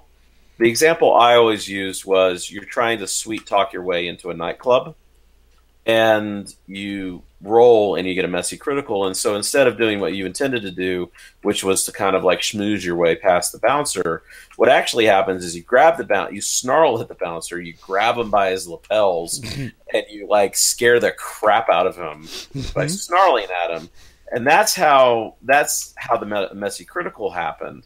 So you're going into something hungry means that there's this increased risk that your beast will take the wheel and decide it's going to do things its way. But not just frenzy, though. It gives you the sense of... It used to be it was just frenzy. That was the only way you got the beast. Now it can seriously like start intruding without it being a complete I'm snarling and ripping people's throats out.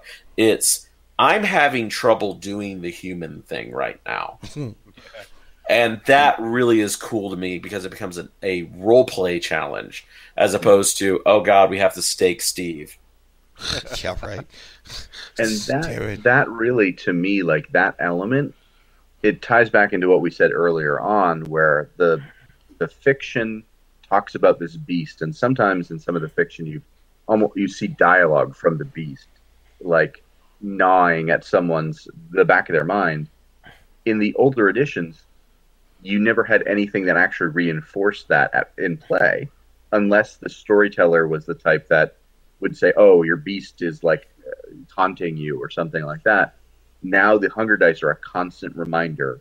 You've got those red dice in your hand when you're rolling them. It makes you remember that that's always a thing that could happen.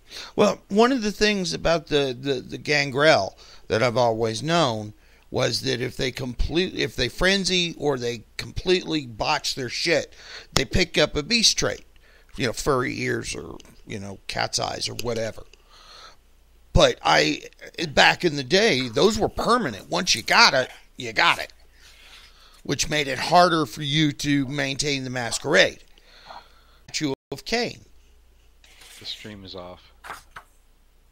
What? No, we're still broadcasting. Oh, there it goes. Never mind.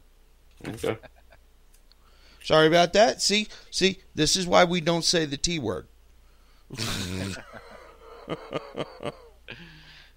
We said that a while ago, and they're only just now finding out. Yeah, they're just now getting around to it. Yeah. They're busy. They're all very, very, very busy people.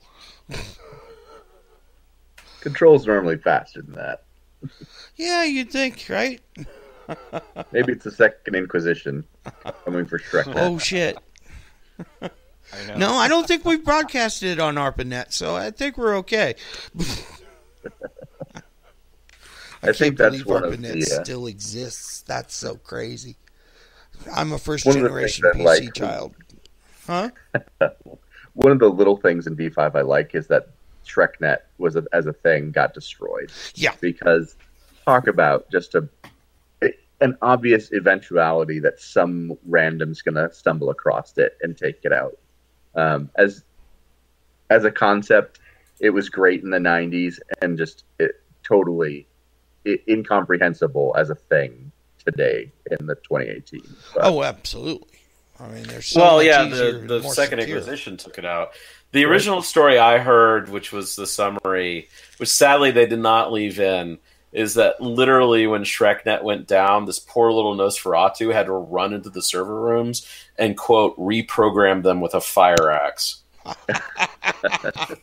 Because he was just like, crap! And he just runs in and just done starts with this crap. breaking crap with the fire axe. Just like, no, it's off. We're hacking the heck out of this system. Yeah, Yes, we hard. are.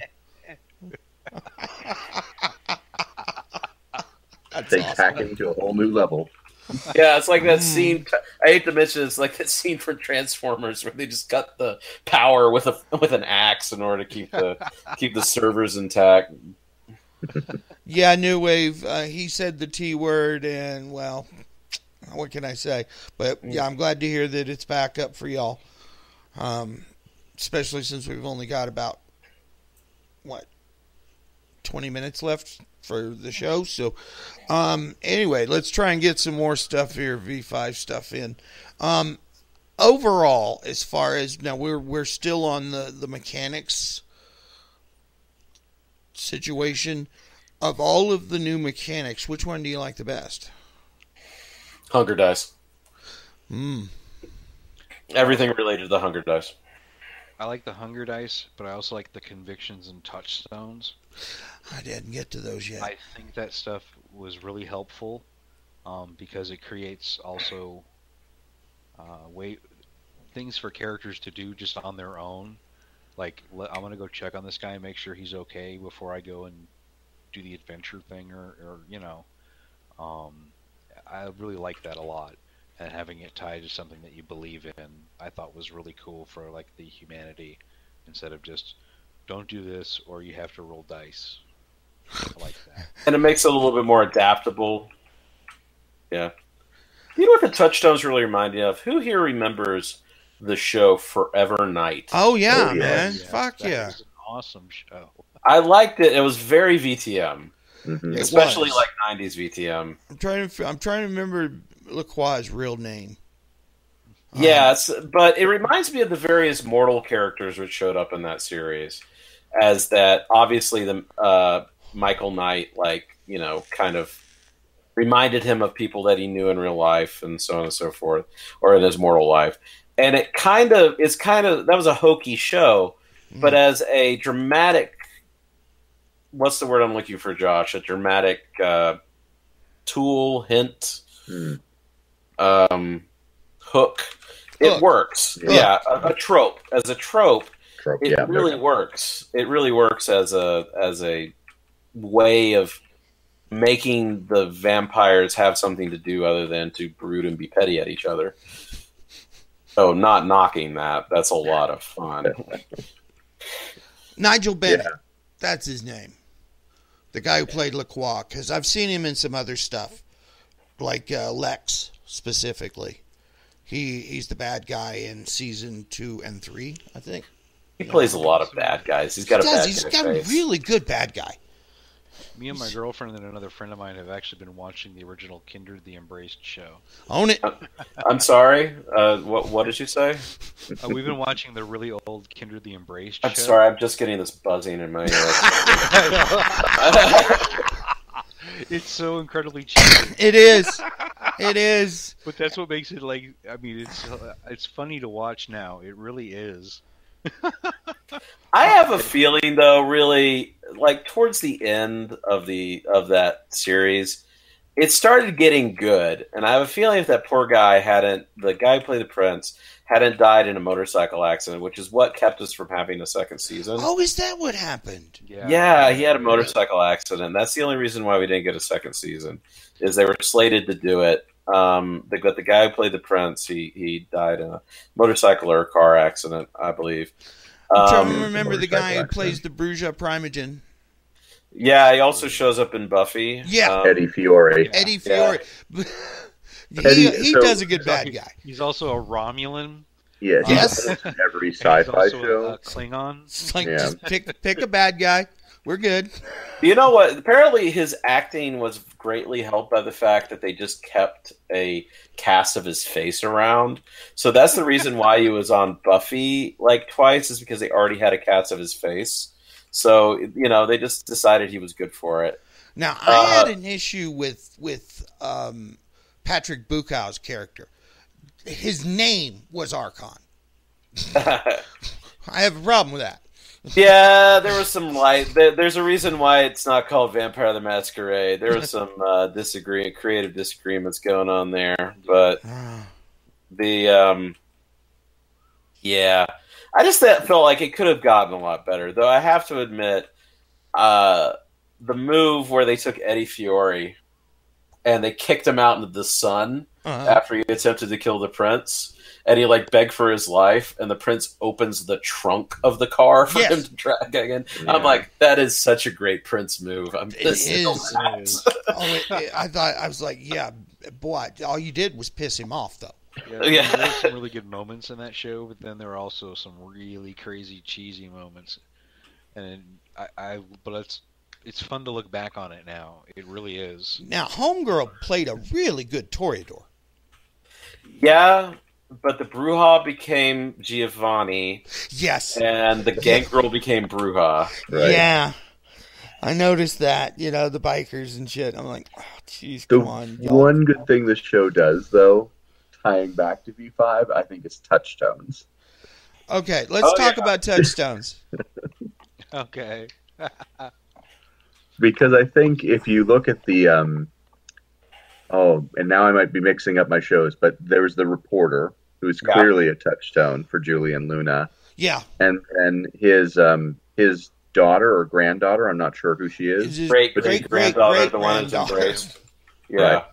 So also clearly a touchstone that he ends up having to destroy as a touchstone, you know, at one point, and you see some of those impacts. So I think it's interesting, though obviously that's barely associated with this new edition. You can see that it's a trope in the genre.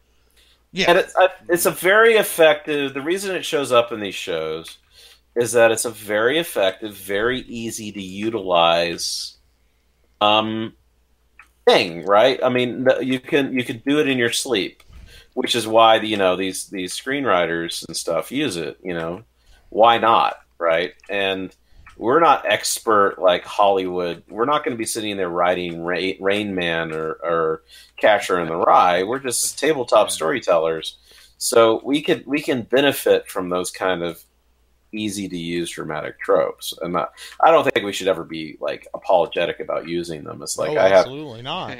Yeah. I'm slightly hurt though, Matthew. I obviously am every day writing Paradise Lost anytime I put something on the Storyteller's Vault. Come on. Something long, inscrutable, and no one reads read voluntarily.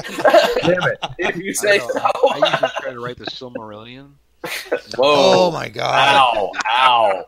That was savage. Ow. That would hurt. Oh my god. The hell is wrong with you people? English joke class, English class jokes, ladies and gentlemen. We'll be here all night.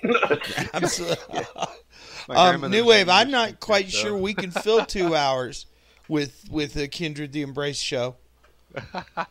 I just don't know that we could do it. Now, we could do a 2-hour show on all the other shows that appear to have been influenced by Vampire the Masquerade. If you mean influence as blatantly ripped off, I mean, like True Blood. It's Kane is the first vampire, huh? I wonder where you got that idea. I was thinking more like Underworld, but yeah, okay, I'll go with True Blood because I've never seen it. I'm not big on vampire porn. Man. It's cool, actually. I like it, but that's how my girlfriend got into wanting to play Vampire the Masquerade here. Yep. We started watching that together. And What, Underworld? No, True Blood. Oh, True Blood. Yeah. True Blood, apparently, the woman who wrote it used to play in a bunch of vampire LARPs in New Orleans. Yep. Oh. And yeah, there's definitely some heritage there. I mean, Underworld was so bad that White Wolf sued them successfully. Yes, they did. I mean, Yeah. Poor White Wolf, they just got ripped off by people who made way more money than they did. Oh, God, yes. And I know that still smarts for them. You know, the fact that they have this like incredible influence on pop culture, and they're not the ones making the most money off of their work. And I feel for them in that regard. Yeah. So, does that mean you want to be on the show, New Wave? She said she could talk for 2 hours on vampire shows and movies. I've been trying to get this girl on the show for a while. She's painfully shy. I'm gonna propose something to you, Josh. Okay, since you're the actor and the screenwriter and all that kind of stuff, right? Okay. You and I sit there and we totally Mystery Science Theater Kindred the Embrace. Oh, God, yes. Man, I'd pay to watch that. That'd be great. We'll do it as a We'll do it as a charity marathon. Like for something like Extra Life or something. You've sold me. Yeah. And we'll just sit there and we'll just crack open the Lone Stars and we'll just tear into it. And Yeah, up in my way, it's going to be PBR. yeah, no. And you know, one of the things that they did not do with Kindred was a valid explanation of the disciplines. Everyone had Protean. Yeah, apparently. And Not just low protein either. Yeah. I imagine us doing these asides like during the game where we play the players arguing with the storyteller about what's going on. How did you get approval for Protean 4 on a Ventru? Yeah, I know. That was the first thing he does. Mm-hmm. I'm like, Earth Meld, what? He's Ventru, yeah? No. But it served Not the feeling story it. well.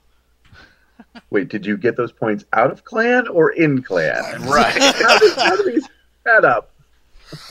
And you know, that was the best looking Nosferatu I have ever seen. Oh, Daedalus. He was beautiful. Yes. Handsome. Yeah. He was a Nosferatu Toreador because he did, all the painting. It was And I'm imagining us constantly making references just like, well, I'll just go talk to the Tremere. Oh, wait Wait a minute, they don't exist. Well, we'll just talk to the Tremere. That's shit. I know.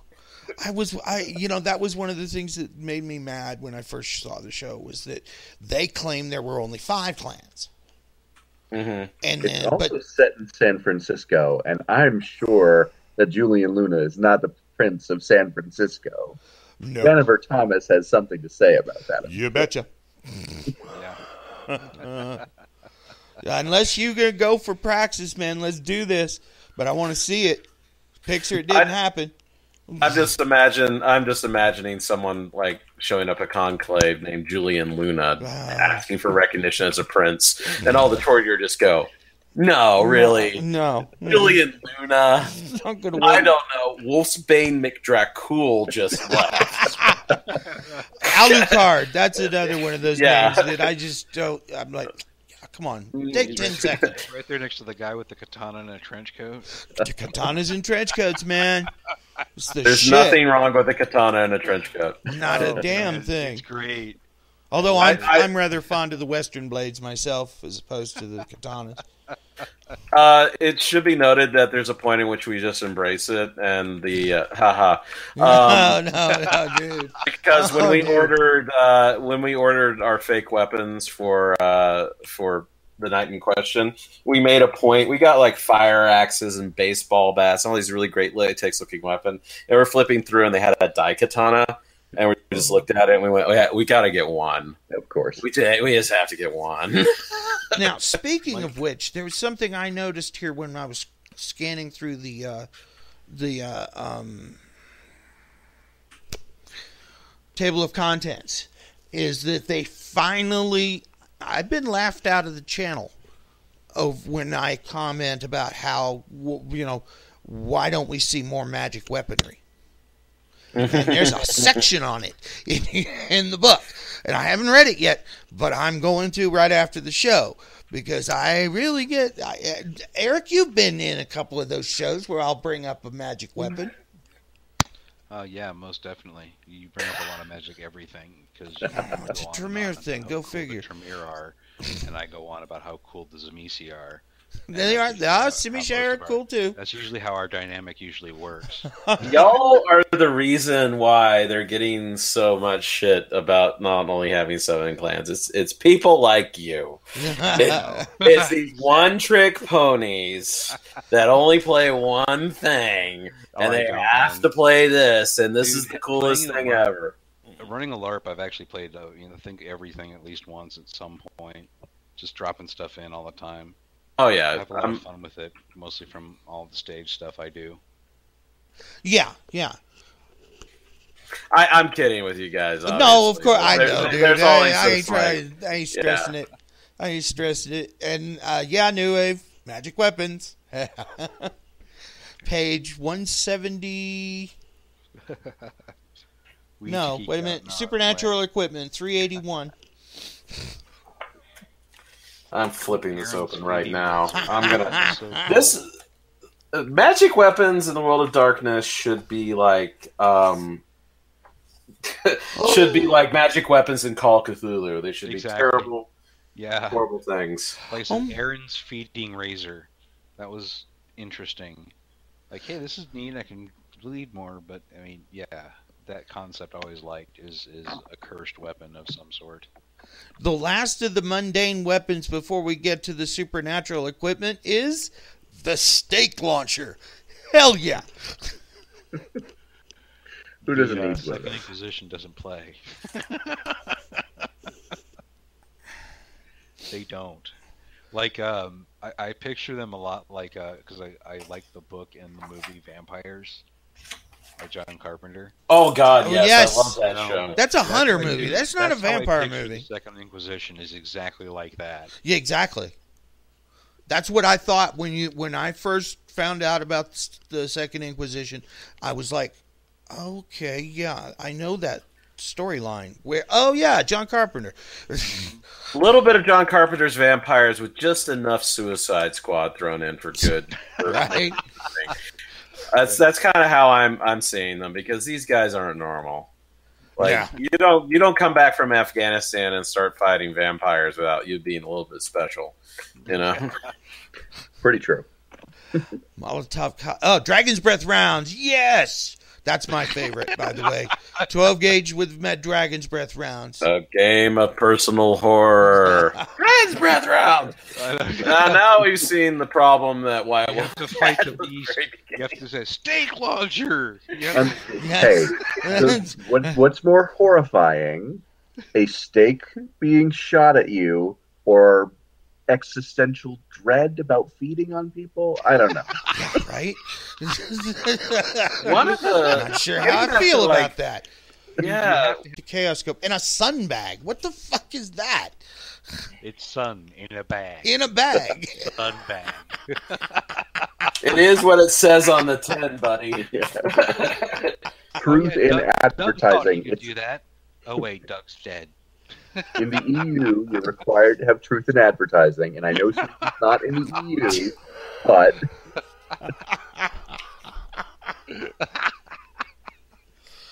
it's just okay. That sunbag just blew me out of the water. Hold up, I'm having a hard time processing that. We're back. Sorry about that, guys. Somebody said the T word, and we've been having issues. So this is why we don't talk about them. Don't discuss them. They have methods of live streams and all kinds of other stuff that they can mess with. But all a sunbag is though is just a sunproof bag. Though to the rest of us, it's just a body bag you turn inside out, so the zipper is on the inside. Oh, by the way, body bags are light proof in order to prevent decomposition. So all you vampires out there, just raid your local coroner's office, and you have a sunproof bag. Right there, you go. Everyone's gonna have at least one.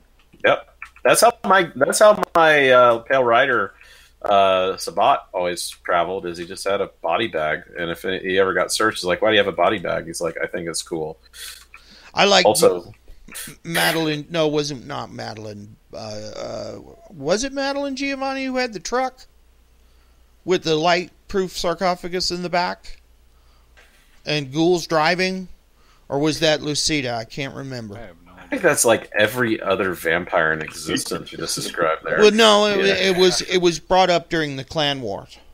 Yeah, but sunproofing a van isn't hard. Mm-mm. I mean, That I is watched Near Dark. Near Dark. I knew you were going to say that. Hey, I know What's your what- favorite line? Come on. I bet it's we mine. don't need very much of your time, just the rest of your life. Okay. No. Yeah. Mine is, I hate it when they ain't been shaved. That was. I think I screwed up that line, though. I need to. Yeah. We only need to say a few more minutes of your time, just the rest of your life. Mm-hmm. Yep. That is the Sabbat movie to me. It is. There's Sabbat all hell. That is a war pack. I don't give a shit who you are. Mm-hmm. That Yep. was fun.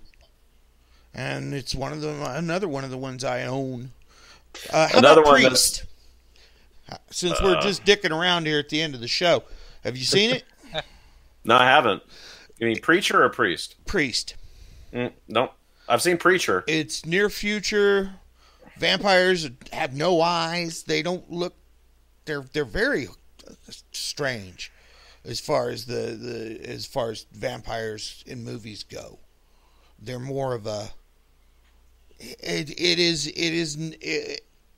Well, shit. Like I said, they don't have any eyes because apparently they don't have souls, and eyes being the portal to the soul. Blah blah blah. But it's a really good. It's another one of those Inquisition movies. The church supposedly wiped out most of the vampires, and they all live in this one last city that is controlled by the church. To go against the church is to go against God, is the line. That's a little bit too weird for me. Like, It's- I just like my vampire movies just kind of a little bit closer to home. Well, it also has what's his name, Carl Urban as Carl Urban. Have you ever seen They Live by John Carpenter That's Yes. a good one too. with Roddy Piper? The That's best, not a vampire film in the slightest. not a vampire, I not know even it's close. not. But I was still thinking about John Carpenter films that just do really strange things. Yes, they do. No, I mean, like, look at John Escape from Carpenter's L.A. I mean, vampires seriously. all it is a western. Oh, Like yeah. a classic western being done as a vampire in film. a different setting. Yeah. Yeah. Okay, well, we're coming up on the end of the show, guys. If you have any last questions, I suggest you get them in now. Plugs, guys. Yeah, come check out The Night in Question, which is our Sabbat like immersive horror experience LARP. That's going to be November 17th. There's still some tickets left. We're almost 3/4 of the way sold out, though, and you can check that out at jackalope-larp.com. You can also follow us on Twitter at jackalope-larp and find us on Facebook at jackalope live action studios. Awesome. I love when Yeah. people have plugs. That makes me feel like I'm actually helping. I want to plug HLGCon too. If you can't make it to the night in question, which is in November, but you're on the East Coast and you want to go to the Blood and Betrayal Chronicle, we're running that at HLGCon. That's www.hlgcon.com. $75 gets you into the convention for the whole weekend, gets you access to the Blood and Betrayal Chronicle, which is, I believe, and Jason Carl will yell at me if this isn't true, that we are the first officially licensed Blood and Betrayal Chronicle event happening. Nice. So, You're the first one that's not being run by White Wolf itself. So, Right. Yes. right. So, to parse that the exact accurate way. So, yeah, that's going to be exciting for people that want to come out and do that. And it's in Atlantic City, October 12th through the 14th. And in an amazing hotel, which is going to be a really cool place to LARP. So people should come out and play V5 with us because we're running that, and go to the LARP because we're running that. Joe Terranova is the one that's helping run that, right? Yes, he is. Yeah. Big shout out to him. Great players out there. Definitely. Good folks. Okay, in 2 weeks, that would be August 28th, we're doing Shadow Lords and Silverfangs. So, Werewolf guys, come back for that. That should be fun. We're getting Mateus is coming back. That's the Brazilian werewolf dude. he's trying to get a LARP started down there for Werewolf, and it's all because we have talked so much about LARPing on this show. Nice. Even when we're not talking about. Sorry, it's my fault. I'm really bad about that. No, it's fun. I love it. That's where I started. I didn't tabletop. So, and of course, my wonderful co-host. Thank you, Eric. I appreciate it. Sorry for being, you being sick, and that sucks. Oh, it's more of the little one, but yeah. Exactly. It's been a great time, but thank you. Yeah, thanks guys for coming on. I really enjoyed myself tonight. This was fun. Even though we tangented bad in a couple of places, but I don't care. You guys are always a lot of fun to talk to. Keep doing Kane's work, all right? Yeah, we are, man. We enjoy doing this. We really do. And we like it because it's not, this bang, bang, question, answer. We want to talk about stuff. We don't necessarily... Now, we learn about stuff, too, of course, And remember, guys, you can go to worldofdarkness.com to buy the PDF of V5, or you can get it at your friendly local game store, or Drive-Thru RPG. Drive-Thru RPG, or several other sites online. So make sure to support it, and that way we get to see more of it. If you don't support it, you don't see more of it. No, we need more. We need clan books now. So everybody say good night. Good night. Bye. Good night. Good night.